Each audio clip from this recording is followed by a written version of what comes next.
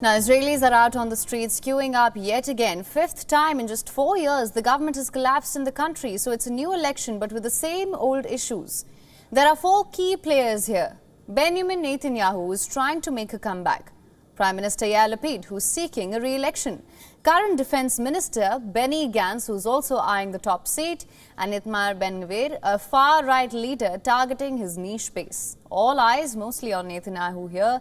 He has served as the Prime Minister for longer than anyone else in Israel's history. He is in the middle of many corruption cases as well. But it's predicted that that might not affect his popularity. Netanyahu will most certainly be the largest party in the Knesset this time. They will probably win about 30 seats, which is a quarter of the total. He is vowed to expel leaders who are disloyal to the country. And giving a tough fight to Netanyahu is current Prime Minister Yair Lapid. His last time ally, Naftali Bennett, not running this time, so Lapid is at a disadvantage. His calculations are hanging by a thread here. Even a slight drop here could turn out to be disastrous for him.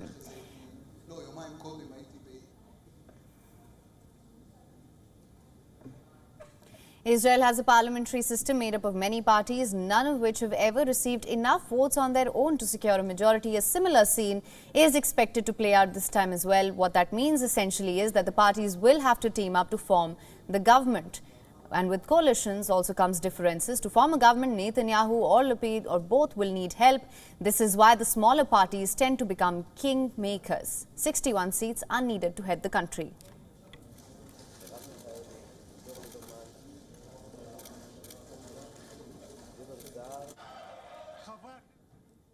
Now, for more on this, we're being joined by Avita Libovich, who is the director of AJC Jerusalem. We're also being joined by our correspondent Jodie Cohen from Ra'anana. Thank you, both of you, for joining us.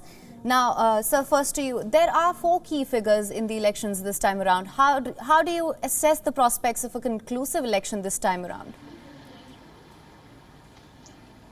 So the question is turning to me, I right, assume? Absolutely, yes. Yes. So basically, we are looking at two possible scenarios, which both, I believe, have to do with the percentage of voters, the number of Israelis who will go out and vote today. We have seen and we know that Israel and Israelis have a very vivid kind of participation in elections. Israelis are very, what we call, political animals. But the question is the fifth election, just under 4 years, will bring some sort of a fatigue? If that will not happen, because we did see high numbers in the past 4 elections, over 65%, if that will not happen, then we may see interesting results, but it also has to do with the Arab votes. The Arab votes was actually very low in the last elections, around 45%. And if the Arabs choose, the Arab Israelis, of course, choose not to go out and vote, then I believe there is a good chance for the big party, the Likud party, to build a coalition this time around. But this, of course, has to do with the numbers of Arabs going out and voting. We will know that by the end of the day, 10 o'clock p.m.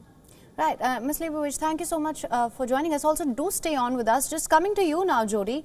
What can you tell us of the mood on ground right now? As per the predictions, the election will see the lowest voter turnout. And also, as Ms. Leibovich just conveyed to us, Arab votes are a matter of concern this time around as well. Right. So I've been here for the past hour and a half since the polling stations opened. And I have to say it's been very quiet so far. I think that's partly because it's a national holiday here. So people are taking advantage of the opportunity not to work and to have a lie-in. I think we're going to see more people and it to get busier throughout the day. As you can see, some of the parties have set up tables behind me. Again, that's less than previous elections that I have covered and that I've been here for. Right now, we're seeing about 3-4 different parties who are represented outside. Again, I think on the one hand, that's because we're seeing this year, the fifth election in under 4 years. People are a bit more tired. There are lower budgets on the part of the parties as well to be able to get their activists out and to encourage people to vote. But right. I think it's also to do with the fact that we're expecting more people to turn up throughout the day, and I think it will get busier. But we'll see, as Avital said, we'll see what the voter turnout is later on today, with the average around 67%. All right. Ms. Leibovich, coming back to you now, do you think Benjamin Netanyahu will be able to stage a comeback or form a successful coalition here? So basically, it's a game of numbers at the end of the day. And I will say two comments about your question. Number one, if the Arab votes will be under 45% or even 50%, then definitely Netanyahu has a very good chance to have a coalition of 61, maybe 62 seats. Unfortunately, in this kind of situation, I'm not sure the Arab parties will even have a representation in the Israeli government. So that is one comment I would like to say. The second comment is the fragility of many small parties that we have in Israel. And also the fact that the government that we had here for the last year is something that many Israelis would refer to as an experiment government, which was consisting of 8 different parties, very, very different ideologically speaking. And this actually led to a disappointment among many, many Israelis. So the combination of low Arab votes, under 50%, under 45%, plus the fatigue and the disappointment of the current government may bring Netanyahu the chance of building a coalition. And if that would happen, we're talking about a tight coalition, 61, 62 seats. And we know that usually it's very difficult to keep these kind of very small coalitions in lively and operating for a long time. So it may be challenging. Right, absolutely. We will just come back to that. Coming back to you now, Jodie, what are some of the main concerns, apart from the ones that she has already mentioned, that top the agenda this time around? So I think it's important to say that, on the one hand, we've got Netanyahu, who's trying to get out the voters, particularly Likud supporters who stayed at home last time because of this voter fatigue, to see whether or not they can get over the 61 seats threshold. On the other hand, we've got Yesh Atid, whose strategy isn't necessarily to get to 61. Rather, they just need to not have Netanyahu get there in order to carry on. If there's another election, Yair Lapid would carry on as interim prime minister. And in that scenario, they're hoping that Likud would then perhaps change their leader, and then in future elections, Lapid would be happy to sit with Likud in a national unity government. But some of the key issues are, of course, it's always number one is security.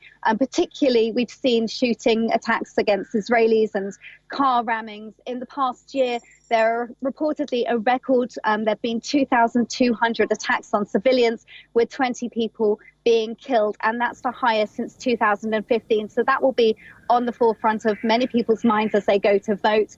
Also, of course, Iran is a big issue, diplomacy, the Abraham Accords, but also increasingly the high cost of living is really a concern here.